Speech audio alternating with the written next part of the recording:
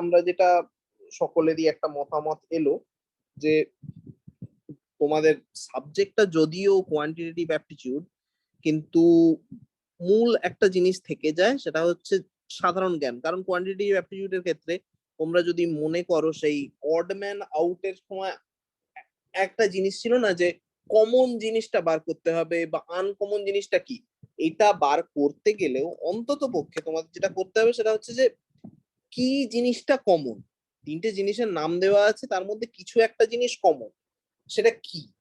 এবার এই এই যে জানাটা মানে কিছু করার নেই, তোমাদেরকে সাধারণ জ্ঞানটাই বাড়াতে হবে। এবার সাধারণ জ্ঞান কিভাবে বাড়াবে, এর আগের দিন আমি মনে হয় তোমাদেরকে মনোরমা ইয়ার বুক, কম্পিটিশন টুডে, কম্পিটিশন রিফ্রেশার, এইসব বইয়ের কথা বলছিলাম। আর একটা যেটা জিনিস তোমরা অবশ্যই করতে পারো, এতে নিজেদেরও চর্চা বাড়ে সামহাউ, সেটা হচ্ছে কুইজে পার্টিসিপেশন। তোমরা যদি কুইজে পার্টিসিপেট করো সেটা খুবই ভালো।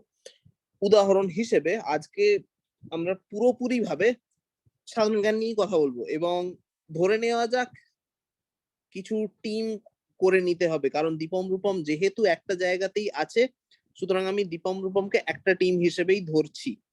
ঠিক আছে, আমি একটা করে প্রশ্ন করব। তোমাদের কাজ হচ্ছে আগে বলা যে স্যার আমি কি বলবো, আমি তারপর বললে, তারপর হ্যাঁ, না হলে তিনজনে মিলে একসাথে বললে সেটা একটা ক্যাওস তৈরি হবে। ঠিক আছে, আচ্ছা। আর এই প্রশ্ন তোমার কিছু প্রশ্ন থাকবে তোমরা জানো, কিছু প্রশ্ন থাকবে তোমরা জানো না। আমি স্ট্রংলি সাজেস্ট করবো, এই জিনিসটা যদিও ইউটিউবে যাবে বা আপলোড করা থাকবে, আমি বলবো যে একটা খাতা বা একটা ডায়েরি কিন্তু মেনটেন করো। যে যে জিনিস জানো না, কোথাও থেকে জানতে পারলে সেগুলো লিখে নিও। ঠিক আছে, এতদূর পরিষ্কার? এটা আমি করছি কারণ রঞ্জিনীর ওই জায়গাটা ফাঁকা থেকে গেছে। যদি ওই জায়গাটা ফাঁকা থেকে যায়, চ্যাপ্টার 34টা যাওয়াটা ঠিক নয়। চ্যাপ্টার 34 আমরা পরের দিনে দেখবো, আবার অঙ্কতে ফিরে আসবো পরের দিনে। তার আগে এখন একটু অঙ্ক নয় এরকম জিনিসপত্র। আচ্ছা, প্রথম যেটা জিনিস আমি তোমাদের কাছ থেকে জানতে চাইবো, এটা তোমরা সকলেই হয়তো জানো, যে ভারতের প্রথম সংবাদপত্রের নাম কি?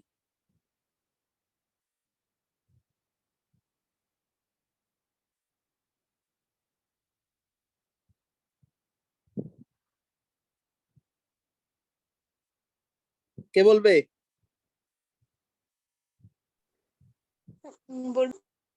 হ্যাঁ বলো। নীল দর্পণ। না না না, নীল দর্পণ স্যার আমি নয়। বলবো, বলো। সমাচার দর্পণ। আচ্ছা ঠিক আছে, সমাচার দর্পণ একটা প্রশ্নের উত্তর হবে। ঠিক আছে, সমাচার দর্পণ একটা প্রশ্নের উত্তর হবে, কিন্তু সমাচার দর্পণ এই প্রশ্নটার উত্তর নয়। বলো। সেটা একটা বঙ্গদর্শন হবে। বেঙ্গল গ্যাজেট। কে বললো এটা বেঙ্গল গ্যাজেটটা? আমি স্বরূপ। Very good, Bengal gadget. কোন ব্যক্তির নাম তোমাদের মনে আছে কি এর সঙ্গে জড়িত? কে তৈরি করেছিল Bengal gadget? Sir Hicky. Very good, Hicky সাহেব। আচ্ছা, এইবার রঞ্জিনী একটা উত্তর দিয়েছিল নীল দর্পণ। ঠিক আছে, আর আমাদের দীপম রূপম উত্তর দিয়েছিল সমাচার দর্পণ। আচ্ছা, সমাচার দর্পণ যদি আমরা কোনো উত্তর করতে চাই, প্রশ্নটা কি হবে দীপম রূপম? এমন একটা প্রশ্ন তৈরি করো যার উত্তর হবে সমাচার দর্পণ। প্রথম মাসিক সংবাদপত্র। আহ মাসিক বলাটা ভুল, প্রথম বাংলা সংবাদপত্র। ঠিক আছে, প্রথম বাংলা সমাচার পত্র, সংবাদপত্র। আচ্ছা, নীল দর্পণের কথা রঞ্জিনী বলল, এবার নীল দর্পণের প্রশ্নটা কি করা যেতে পারে রঞ্জিনী? আমি এবার জিজ্ঞেস করছি। হ্যাঁ বলো বলো বলো। কার কর্তৃক প্রকাশিত না রচিত, এরকম। অবশ্যই নীল দর্পণ একটা নাটক। নীল দর্পণ নাটকের রচয়িতা কে? রঞ্জিনী বলবে না, অন্য কেউ, দীপম রূপম বা স্বরূপ যদি বলতে দীনবন্ধু পারো। মিত্র।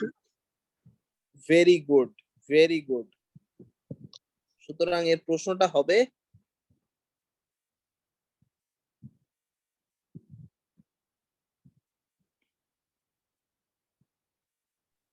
স্যার নীল চাষ বিষয়ক সম্পর্কে হতো না? মানে ওটা তো প্রশ্ন হিসেবে করা যায় না। নীল দর্পণের মূল বক্তব্য ছিল যে নীলকর সাহেবদের অত্যাচার, সেইটা দেখানো হয়েছিল নাটকের মাধ্যমে, এবং তার রচয়িতা ছিলেন দীনবন্ধু মিত্র। ঠিক আছে।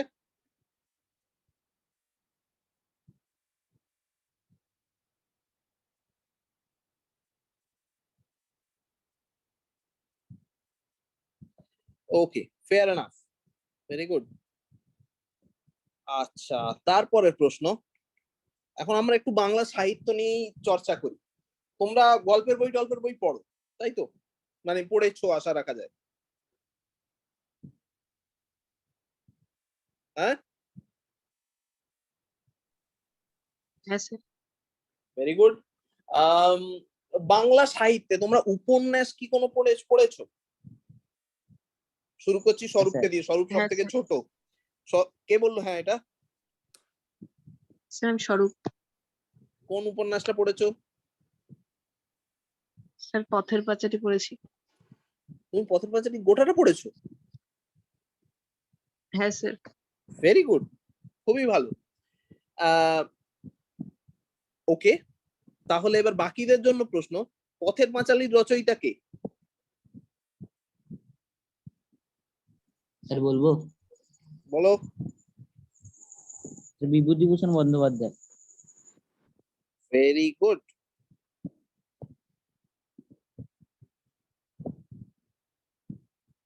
বিভূতিভূষণ বন্দ্যোপাধ্যায়।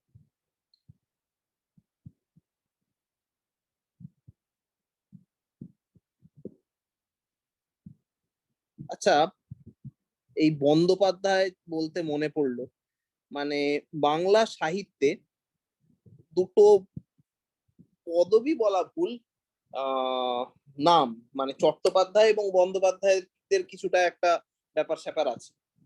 তো চট্টোপাধ্যায়দের মধ্যে একজন বঙ্কিমচন্দ্র চট্টোপাধ্যায়, ঠিক আছে, আহ যিনি বাংলা সাহিত্যের সাহিত্য সম্রাট বা বাংলা সাহিত্যের স্কট বলা হয়। ঠিক আছে, বাংলা সাহিত্যের স্কট।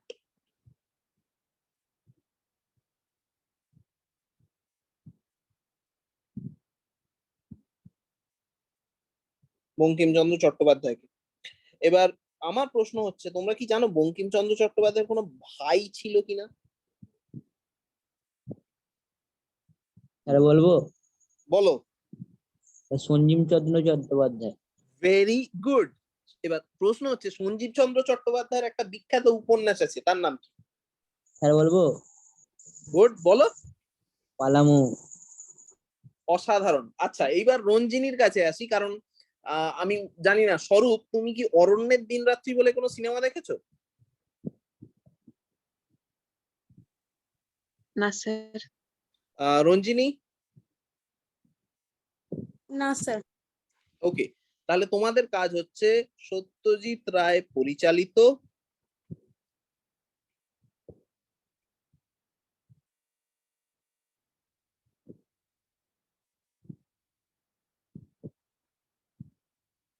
অরণ্যের দিন রাত্রি, সিনেমাটার নাম অরণ্যের দিন রাত্রি।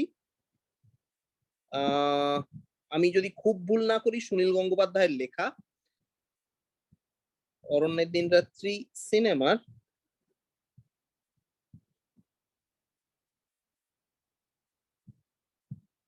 ওপেনিং সিন, ঠিক আছে, সেখানে দেখবে এক অভিনেতা তিনি একটা বই থেকে জিনিস পড়ছেন।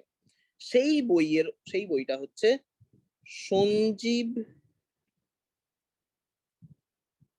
চন্দ্র চট্টোপাধ্যায় এর লেখা পালামৌ।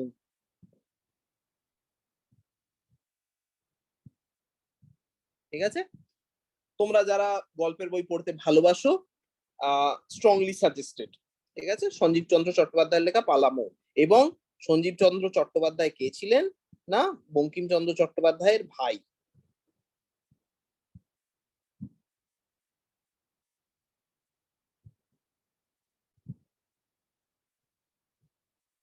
ঠিক আছে, ওকে। যেহেতু আমরা এখন বাংলা সাহিত্যর মধ্যেই আছি, আমি একটা ছোট ছড়া লিখছি। তোমাদের কাজ হচ্ছে, বা ছড়া নয়, এটা ছড়ার পার্ট বলা যেতে পারে। তোমাদের কাজ হচ্ছে এই ছড়াটা কেন বিখ্যাত, কার লেখা, এই ছড়াটা সম্বন্ধে দু চার কথা বলা। ঠিক আছে?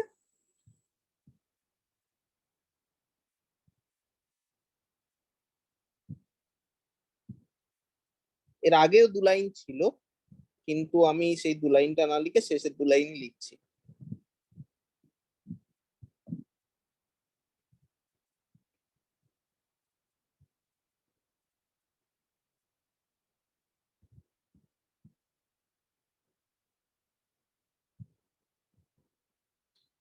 এই দুটো ছত্র, এটা নিয়ে কার কি বক্তব্য আছে?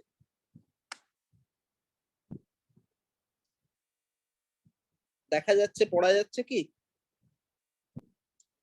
ঘনিয়ে এলো ঘুমের ঘোর, গানের পালা সাঙ্গ মোর।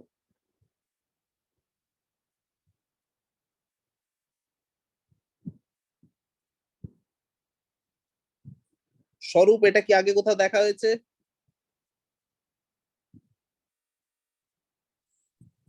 না স্যার। আচ্ছা, রঞ্জিনী? না স্যার। দীপম, রূপম? স্যার শুনেছি কিন্তু মনে করতে পারছি না জিনিসটা। তো এটা হচ্ছে সুকুমার রায় এর শেষ সৃষ্টি, শেষ রচনা, যা খুশি বলতে পারো। এটা উনি ওনার মৃত্যু শয্যায় লিখেছিলেন।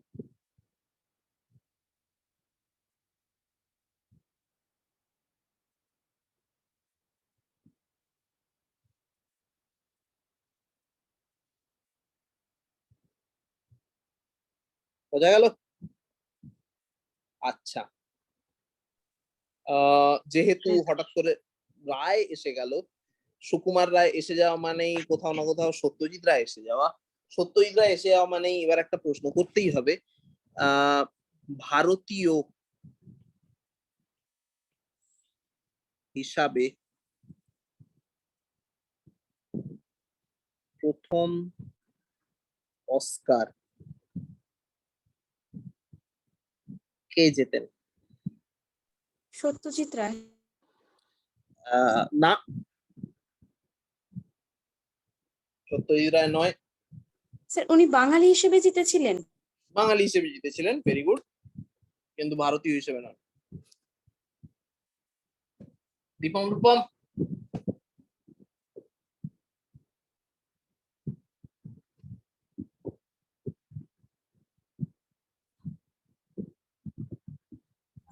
জানা নেই।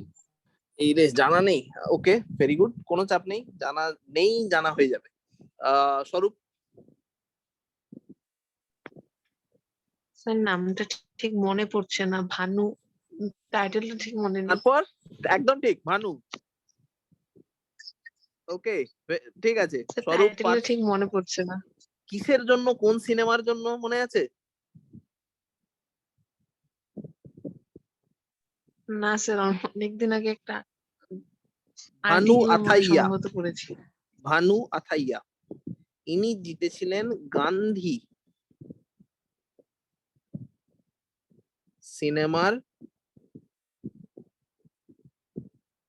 কস্টিউম ডিজাইনার হিসেবে।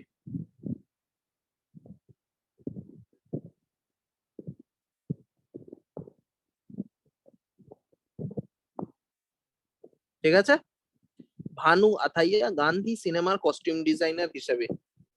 এবং এই গান্ধী সিনেমা নিয়ে আবার যদি আবার একটু বলতে হয়, তাহলে যেখানে গান্ধীর চরিত্রে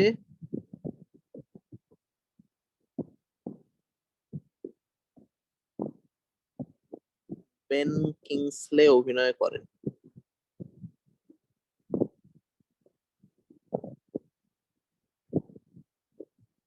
যাই হোক, এগুলো মানে সেকেন্ডারি ডিটেলস, ম্যাটার করে না অতটা।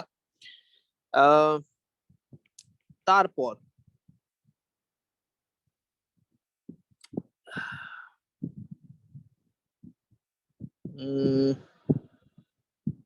ওকে, এবার প্রশ্ন হচ্ছে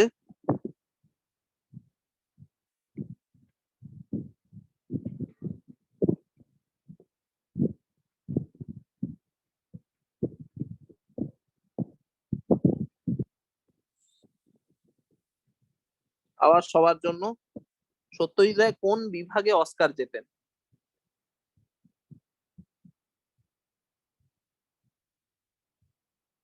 মানে শ্রেষ্ঠ পরিচালক, শ্রেষ্ঠ চিত্রনাট্যকার, শ্রেষ্ঠ সম্পাদনা, শ্রেষ্ঠ অভিনেতা, শ্রেষ্ঠ সহ অভিনেতা, শ্রেষ্ঠ অভিনেত্রী, শ্রেষ্ঠ সহ অভিনেত্রী, এইরকম। পরিচালক। শ্রেষ্ঠ পরিচালক। ওকে, দীপম রূপম বলছে শ্রেষ্ঠ পরিচালক, রঞ্জিনীও বলছে শ্রেষ্ঠ পরিচালক। স্বরূপ?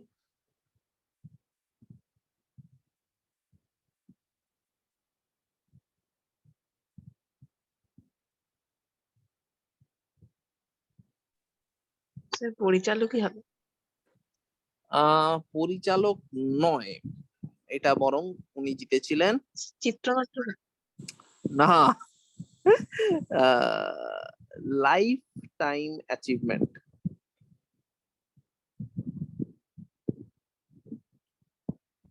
ঠিক আছে, লাইফ টাইম অ্যাচিভমেন্টের জন্য উনি অস্কার পেয়েছিলেন, কোনো বিশেষ সিনেমা বা বিশেষ পরিচালনার জন্য পাননি। ঠিক আছে, মানে স্যার চলচ্চিত্রে তার অবদানের জন্য। এক্স্যাক্টলি, হ্যাঁ, চলচ্চিত্রে সারা জীবনের অবদান, মানে বাংলায় বলতে গেলে ব্যাপারটা এরকমই দাঁড়াবে।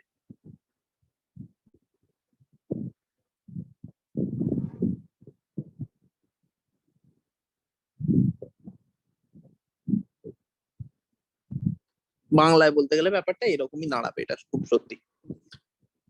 ওকে, হঠাৎ করে এলো কারণ আমরা অনেকক্ষণ ধরে পশ্চিমবঙ্গের ওপর গুরু গুরু করছি। এবার পশ্চিমবঙ্গ থেকে যদি একটু বাইরে বেরোনো যায় তাহলে কি দেখা যেতে পারে? আমরা ভারতে আছি। উম আচ্ছা, এবার একটু ভারতের ভূগোলে আসা যাক, কারণ আচ্ছা একটু উদাহরণে দিয়ে দেওয়া যাক। এটা ওই অড ম্যান আউটের মতো।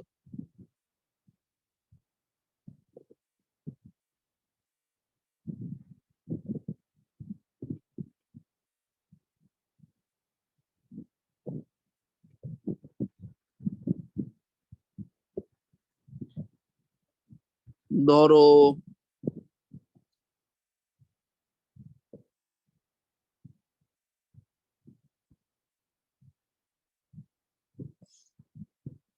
দাঁড়াও, আমাকে আগে একটু অপশন গুলো ভেবে নিতে হবে, না হলে সমস্যা।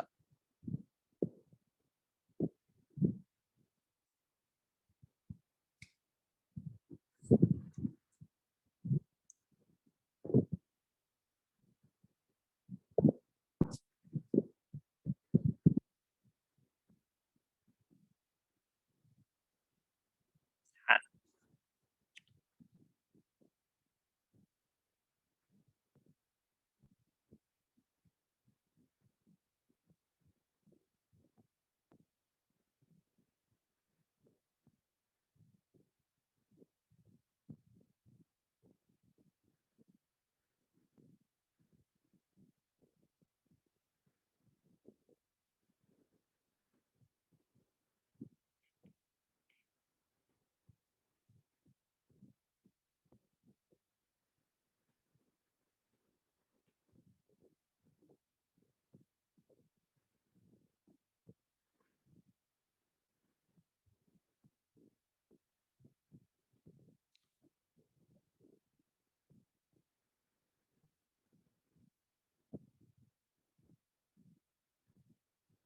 তোমাদেরকে এই চারটে অপশন দেওয়া আছে, অড ম্যান আউট করতে বলা হয়েছে,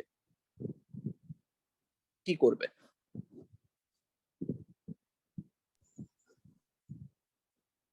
কোনোটা যদি না বোঝা যায় বলবে।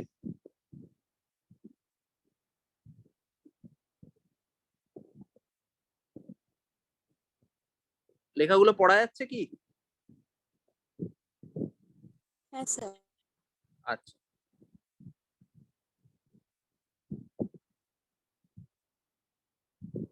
জিব্রাল্টার হবে মনে হচ্ছে। কেন মনে হচ্ছে এরকম?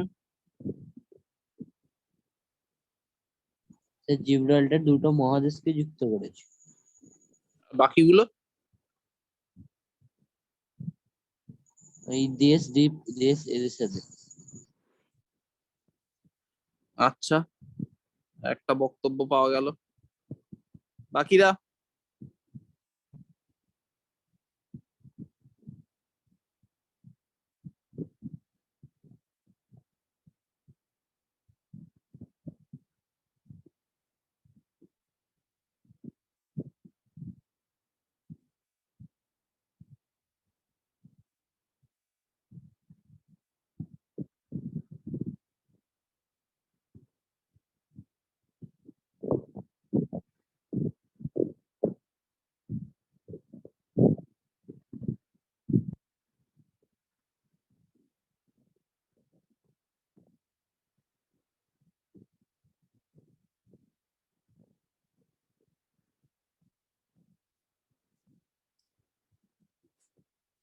আর কারোর কোনো বক্তব্য? আচ্ছা, এইটা হচ্ছে একটা সেই ক্লাসিক উদাহরণ যেখানে সাধারণ জ্ঞান জানাটা খুবই জরুরি কোয়ান্টিটেটিভ অ্যাপটিটিউডের প্রশ্ন সলভ করার ক্ষেত্রে। অড ম্যান আউট থাকতেই পারে। এবার প্রথম কথা হচ্ছে জানতে হবে স্ট্রেট কি। S T R A I T. Strait মানে হচ্ছে বাংলাতে, একেবারে বাংলাতে তর্জমা করলে হয় প্রণালী। মানে কি? সরু জলভাগ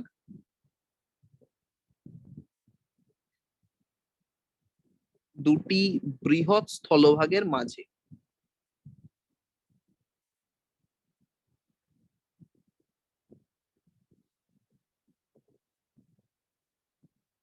মানে ধরো এটা তো ভারতের দক্ষিণ দিক এবং এইখানটায় শ্রীলঙ্কা আছে, ঠিক আছে? এই যে লাইনটা, এইটিকে বলে, উপরে দিয়ে একটা আরেকবার দেখাবেন, মানে আমি তখন লিভ হয়ে গেছিলাম, ও নেটওয়ার্ক ঠিক আছে, problem.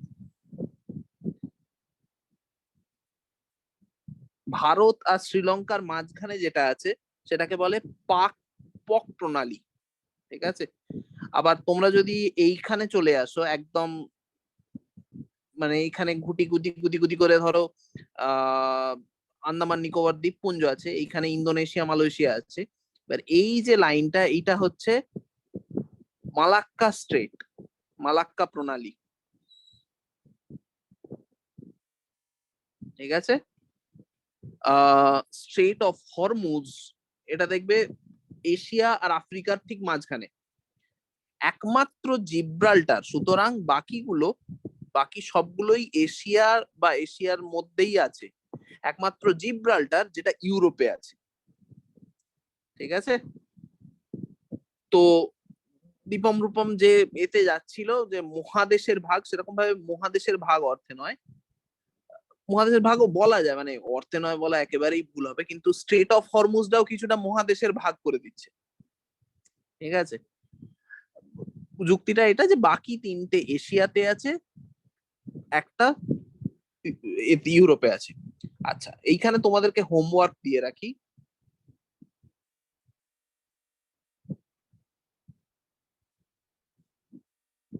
List out all the straits and mention which land masses they separate. প্রশ্নটা বোঝা গেল? একটা কাগজে, খাতায়, ডায়েরিতে, যেখানে খুশি সমস্ত প্রণালী গুগল করবে, গুগল বই খুলতে পারো, যত প্রণালী আছে তাদের নাম লিখে ফেললে এবং সেই প্রণালী কাকে কাকে দুভাগ করছে, ঠিক আছে? উদাহরণ হিসেবে একটা খুব বিখ্যাত প্রণালী আছে, প্রশ্ন 11,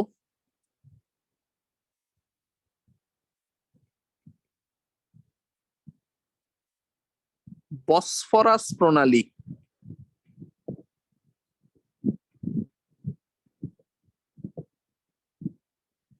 কোন দেশের মধ্যে দিয়ে গেছে? একটা দেশের মধ্যে দিয়েই একটা প্রণালী চলে গেছে।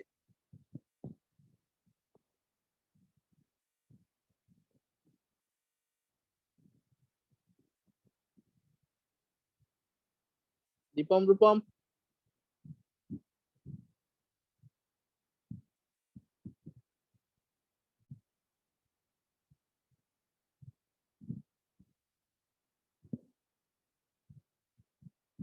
স্বরূপ। স্যার তুরস্ক। এক্স্যাক্টলি।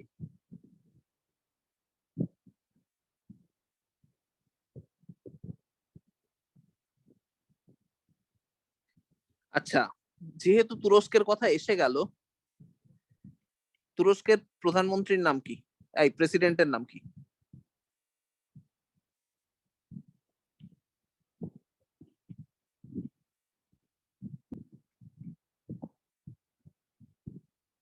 এই কদিন আগে, এটা কয়েক সপ্তাহ, 2-3 সপ্তাহ আগের ঘটনা, তুরস্কের নির্বাচন হলো এবং তুরস্কের নির্বাচিত প্রেসিডেন্টের নাম কি? এটার জন্য কাগজ পড়তে হবে।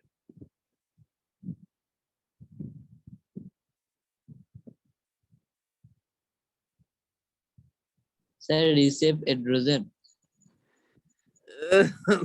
উচ্চারণটা খুবই একটু ভুলভাল হয়ে গেল, এরডোয়ান। এবার ব্যাপারটা হচ্ছে যে ইংরাজি নামটা এই ERDOGAN, ঠিক আছে? এবার এরডোগান না এরডোয়ান, তুর্কিরা তুর্কিরা এটাকে এরডোয়ানই উচ্চারণ করে, রিচেপ তাইপ এরডোয়ান, ঠিক আছে? এই প্রসঙ্গে আরেকটা হোমওয়ার্ক দিয়ে রাখি, এটা কিন্তু রেকারেন্ট হোমওয়ার্ক, ঠিক আছে? রেকারেন্ট হোমওয়ার্ক মানে এটা একবার করলে হবে না, বারবার করতে হবে।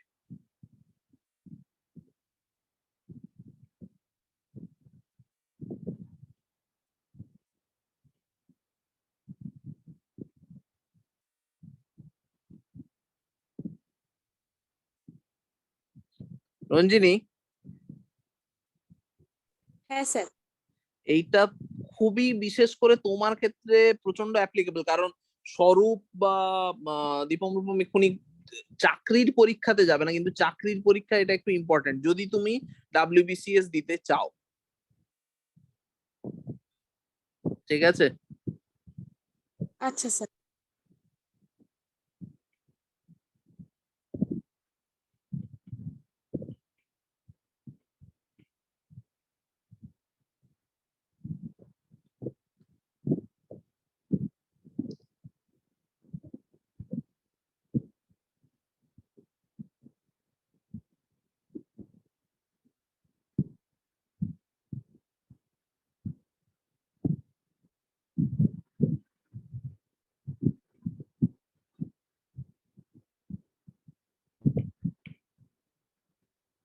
ঠিক আছে, রেকারেন্ট বললাম এই কারণেই যে এই হোমওয়ার্কটা একবার করলে হবে না, যেহেতু বর্তমান রাষ্ট্রনেতা অর্থাৎ সেই রাষ্ট্রনেতার নাম বারবার চেঞ্জ হবে। তুমি 2010 সালে যেটা ছিল সেটা 2013 সালে নাও থাকতে পারে, যেটা 2013 সালে ছিল সেটা 2023 সালে নাও থাকতে পারে, ফলে এটা বারবার একটু দেখে নিতে হবে। আচ্ছা, রাষ্ট্রনেতাদের যেহেতু কথাই উঠলো, এবার একটু আবার ভারতে ফিরে আসি। তো ভারতের প্রথম প্রেসিডেন্টের নাম কি?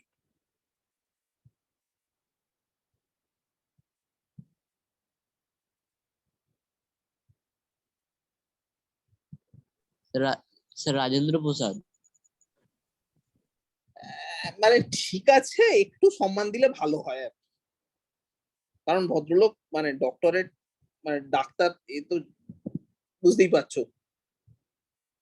ঠিক আছে, রাজেন্দ্র প্রসাদ, ভেরি গুড।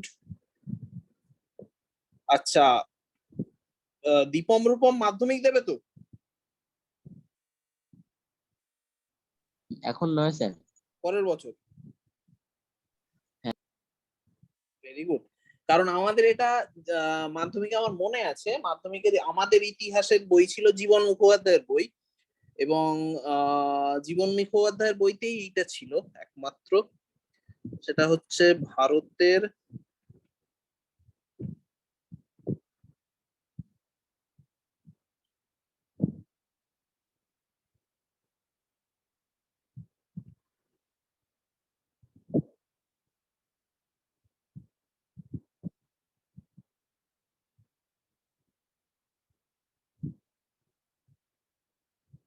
ইতিহাসে ক্লাস 10-এ একটি বিষয়বস্তু ছিল তেভাগা আন্দোলন এবং ভারতে আস্তে আস্তে কমিউনিজমের প্রবাহ ইত্যাদি ইত্যাদি নিয়ে। তো সেই প্রসঙ্গে ওই একটি শর্ট প্রশ্ন ছিল যে ভারতের যে বিভিন্ন রাজ্য, সেই রাজ্যগুলোর মধ্যে তো পশ্চিমবঙ্গে একটা দীর্ঘ সময় communist party of India, Marxist, এদের রাজত্ব ছিল। তো পশ্চিমবঙ্গ ছাড়াও ছিল ত্রিপুরা এবং কেরালা। তো ওয়েস্ট বেঙ্গল, ত্রিপুরা, কেরালা। তো ইউজুয়াল সাসপেক্ট এই তিনজনের মধ্যে কোথায় প্রথম কমিউনিস্টরা পাওয়ারে আসে এবং প্রধান মুখ্যমন্ত্রীর নাম কি ছিল, এটা ছিল প্রশ্ন।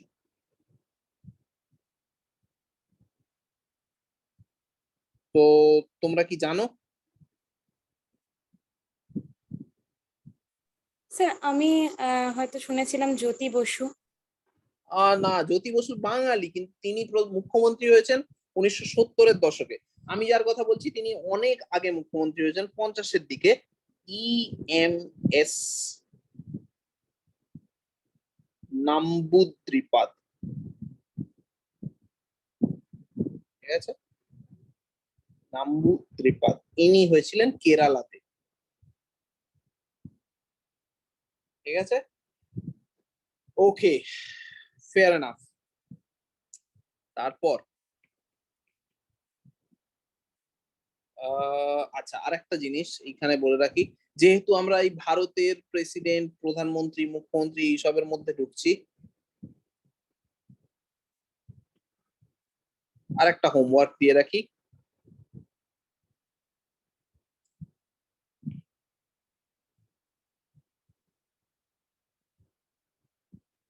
এইটা খুব মানে একটা ক্লাসিক্যাল প্রশ্ন, যেটা কোয়ান্টিটেটিভ অ্যাপটিটিউডে আসে, ইতিহাসেও আসে, পলিটিক্যাল সায়েন্সেও আসে, যে কোনো পরীক্ষার ক্ষেত্রে।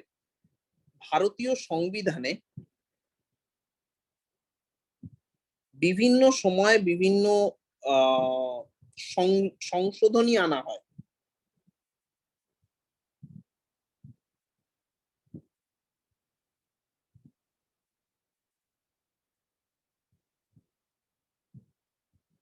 সংশোধনীর ইংরাজি হচ্ছে অ্যামেন্ডমেন্ট।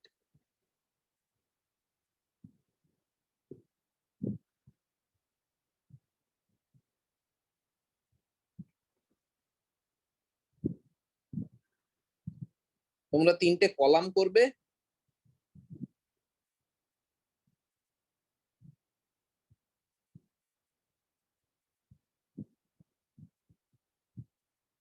সাল,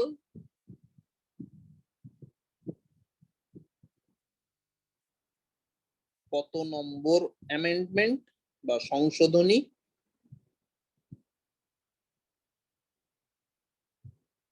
আর বক্তব্য কি ছিল। ঠিক আছে, উদাহরণ দিচ্ছি। আহ তোমরা হয়তো স্কুলে সরকারি বই কি দেখেছো?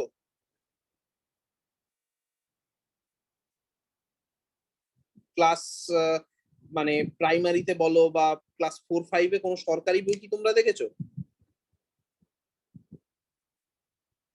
রঞ্জিনী? হ্যাঁ স্যার। এক্সেলেন্ট। আর দীপম রূপম, স্বরূপ?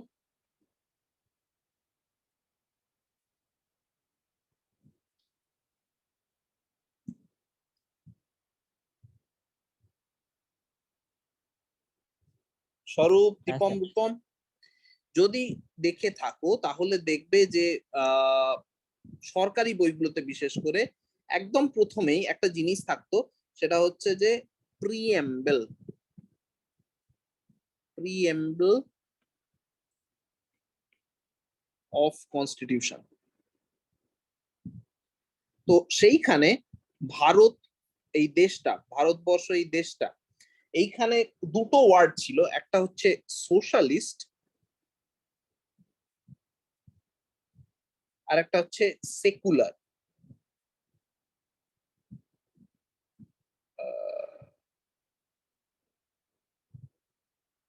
এই শব্দগুলো কিন্তু ভারতের অ্যাকচুয়াল সংবিধানের শুরুতে ছিল না, মানে 1900। আচ্ছা, ভারতের সংবিধান কবে কার্যকর হয়?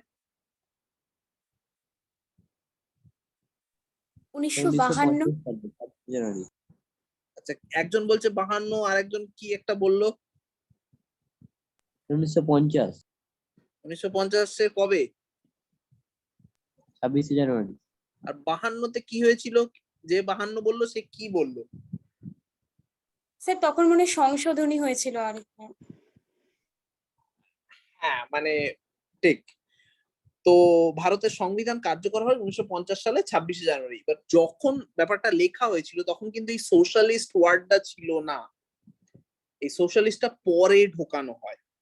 প্রশ্ন হচ্ছে যে কোন কত নম্বর সংশোধনীতে বা কোন সালে এই সোশ্যালিস্ট ওয়ার্ডটা ঢোকানো হয়। তোমাদের কাজ হচ্ছে ওই ডায়েরিতে বা খাতায় একটা জায়গায় সব সংশোধনী এবং তার সালগুলো লিখে রাখা, স্পেশালি 1980 অব্দি। কারণ তারপরে যেগুলো হয়েছে সেগুলো ছোটখাটো সংশোধনী, বড় সংশোধনী যা হয়েছে সেগুলো 1980-র আগে হয়ে গেছে। ঠিক আছে, তোমাদের কাজ হচ্ছে 50 থেকে 80, এই 30 বছরে সংবিধান বেশ কয়েকবার সংশোধন করা হয়েছে, সেই সংশোধনগুলো একবার লিখে রাখা। ঠিক আছে, অনেকগুলো কাজ দিয়ে ফেলছি, কিন্তু চাপ লাগছে কি? না না স্যার। কিছু জানতে পারছো? কিছু লাভ হচ্ছে? স্বরূপ,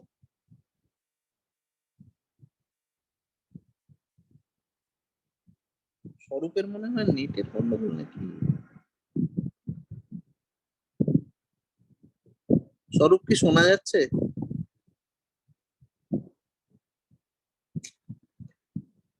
আচ্ছা, ঠিক আছে, 14-15 আর একটাই করা যাক। লাস্ট যে প্রশ্ন, সেটা হচ্ছে ভারতের পরমাণু বিস্ফোরণ হয় কোথায়? তাহলে বলবো হ্যাঁ, বলো। রাজস্থানের পোখরানে। Very good. প্রশ্ন হচ্ছে পোখরান শব্দের মানে কি?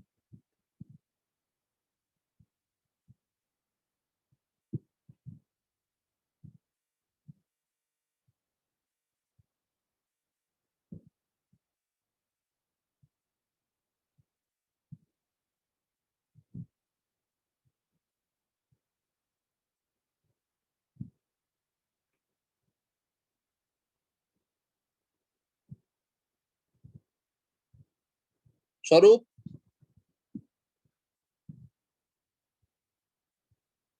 রঞ্জিনী, না স্যার জানি না। পোখরান শব্দের মানে হচ্ছে দ্য ল্যান্ড অফ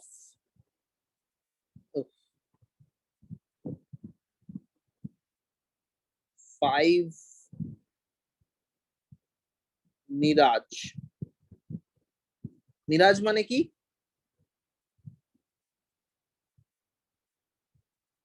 কেউ কি জানো? না, মরিচিকা। হিন্দি তো? 5। হ্যাঁ, কি? এটা তো হিন্দি। কোনটা? মিরাজ। মিরাজ হিন্দি নয়, ইংরাজি। ঠিক আছে, মিরাজ ইংরাজি শব্দ, MIRAGE। না, উইকিপিডিয়াও দেওয়া আছে মিরাজ। বোঝা গেল? দেখা যাচ্ছে কি? হ্যাঁ স্যার। ওকে, মিরাজ, মিরাজ ইংরাজি শব্দ, আর মরীচিকা হচ্ছে মিরাজ। আচ্ছা, যেহেতু মানে মরীচিকা মিরাজ তোমরা জানলে অ্যাটলিস্ট একটা মানে ফ্রিতে একটা জিনিস জিজ্ঞেস করছি। যে কোনো মরুভূমির সঙ্গে জড়িত থাকে একটা শব্দ মরীচিকা, আর একটা শব্দ হচ্ছে মরুদ্যান, তাই না? এই মরুদ্যানের ইংরাজি কি? ওয়েসিস। এক্সেলেন্ট। একটু ইংরাজিটা পড়াশোনা করবে যাতে ইংরাজির শব্দ ভান্ডার, স্টক অফ ওয়ার্ড বাড়ে এবং কিছু জিনিস জানতে পারো। That's it. তোমাদেরকে যে কাজগুলো দিয়েছি আমার মনে হয় এক সপ্তাহের জন্য সাফিসিয়েন্ট, কিন্তু দয়া করে এগুলো একটু করো। অবশ্যই এই জিনিসটা রেকারেন্ট, অর্থাৎ এটা একটা লিস্ট বানাবে, ডায়েরিতে লিখতে হবে না, কারণ এটা চেঞ্জ হবে, এটা সব সময় চেঞ্জ হবে।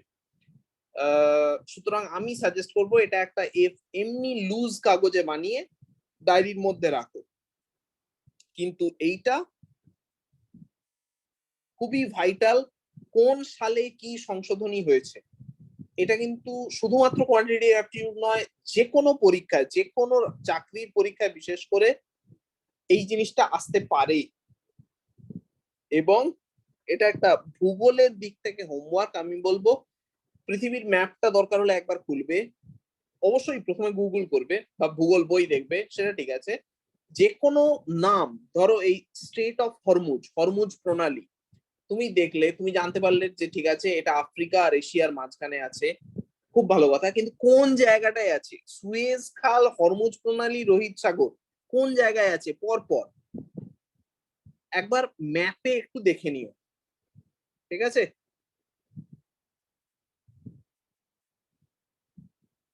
সমস্যা আছে?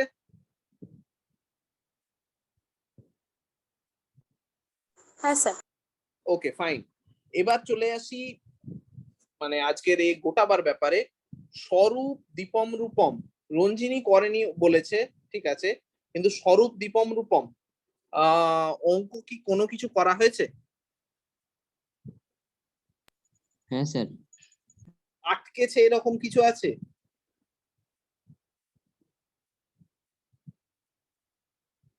স্যার কোন বিষয়ের অঙ্ক করা হয়েছে বলছেন? হ্যাঁ, কোন বিষয়ের অঙ্ক করা হয়েছে বলছেন? আমি বলছি কোন বিষয়ের অঙ্ক কি আটকেছে? হ্যাঁ স্যার। আচ্ছা, তাহলে আমাকে কেউ বলেনি কেন?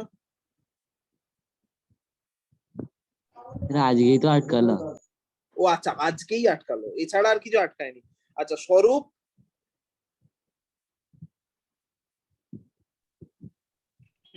অনেকগুলো হয়েছে। মানে আজকের গুলো বাদ দিয়ে কি আটকেছে? হ্যাঁ স্যার। আজকের গুলো আমরা একেবারে ধরে ধরে কালকে এর পরের দিন করবো, কারণ মোস্টলি তোমরা কেউই সেইভাবে কিছু করনি। তার দুটো কারণ হতে পারে: এক, প্র্যাকটিস করনি; দুই, আটকে ছিল আমায় জিজ্ঞেস করনি। এবার যদি আটকে ছিল আমায় জিজ্ঞেস করনি হয় সেটা খারাপ।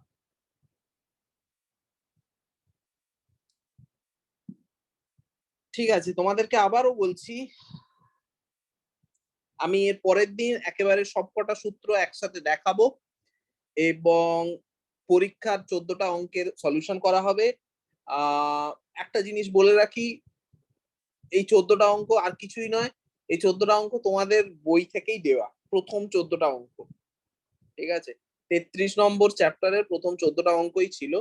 আমি ভেবেছিলাম তোমরা একটু প্র্যাকটিস করবে, ফলে কেউ যদি প্র্যাকটিস করে সে তাড়াতাড়ি করতে পারতো। যাই হোক, ঠিক আছে, সমস্যার কিছু নেই। পরের দিন 33 34 দুটো চ্যাপ্টার একই সাথেই আবার 33টা একবার রিভাইজ করব, পরীক্ষার অঙ্ক দেখবো এবং 34-এর থিওরি গুলো দেখে নেবো, ঠিক আছে? পরিমিতিটা হয়ে গেলে একটা বড় জায়গা ডান, বোঝা গেল?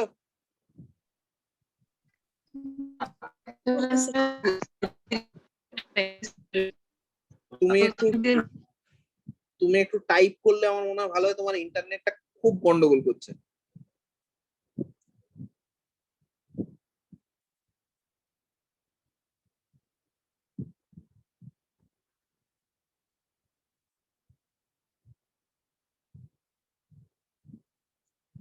আর কার কোনো বক্তব্য?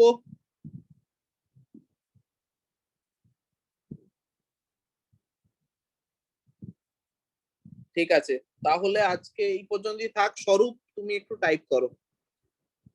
আচ্ছা, ওকে ওকে ওকে, বুঝেছি বুঝেছি। ঠিক আছে, ওটা আমি আমি কালকে মানে পরের সোমবার আবার আমি ডিসকাস করব। ঠিক আছে, ঘাবড়াবার কিছু নেই। যে যে কটা বই আছে কোয়ান্টিটিভ অ্যাপটিটিউডের, যে কোনো জায়গা থেকে করবে, কারণ কোয়ান্টিটেটিভ অ্যাপটিটিউডের সেরকম ধরা বাঁধা কোনো ফরম্যাট নেই। যত বেশি প্র্যাকটিস তত বেশি লাভ, দ্যাটস ইট।